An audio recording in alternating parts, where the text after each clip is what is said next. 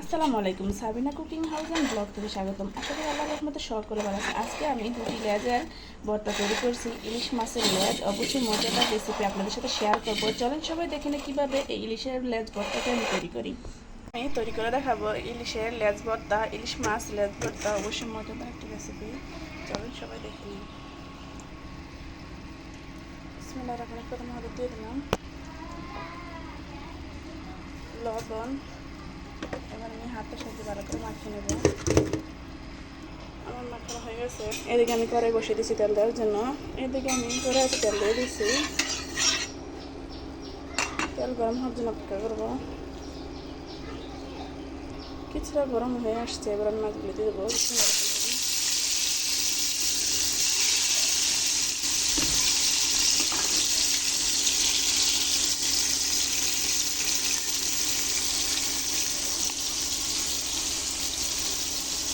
উঠিয়ে দিয়েছি।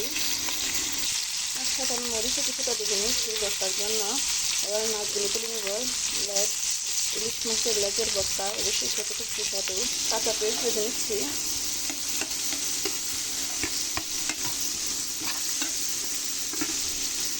এবার আমি পেঁয়াজ বাটাটা তুলে নেব। মতো ইলিশ মাছগুলো আমি ভালো করে মিশিয়ে নেব। এই লেজের মধ্যে অনেক কাঁটা থাকে, আমি কাঁটাগুলি ভালো করে পরিষ্কার করে নেব। এক এক করে ভাবে আমি পুরোটা মাছ পরিষ্কার করে নেব। অবশ্যই লেজ ভর্তা খেতে খুব সুস্বাদু মজাদার একটি রেসিপি। আর আমার ভিডিওগুলো যদি ভালো লাগে তো অবশ্যই আমার পাশে থাকবেন। দেশি ধনিয়া পাতা দিয়ে অবশ্যই মজাদার রেসিপিটি।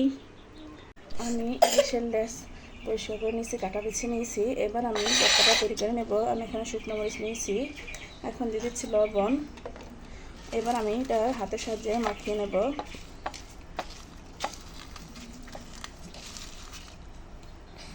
আমি মরিচগুলো সুন্দরভাবে ভেঙে নিয়েছি। এবার আমি দিয়ে দিচ্ছি কাঁচা পেঁয়াজ।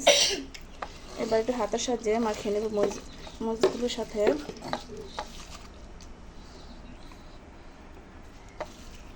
কাঁচা পেঁয়াজ ভালো করে মাখিয়ে নেব।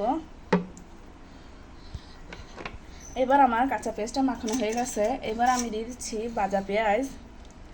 ভাজা পেঁয়াজ ভালো করে মাখিয়ে নিলাম। এবার আমি দিয়ে দেবো সরষের তেল, অবশ্যই খাঁটি সরষের তেল।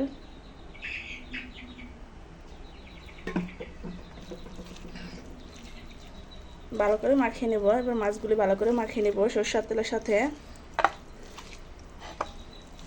আমার সুন্দরভাবে মাখানো হয়ে গেছে। এবার আমি সর্বশেষ দিয়ে দিচ্ছি দেশি ধনিয়া পাতা।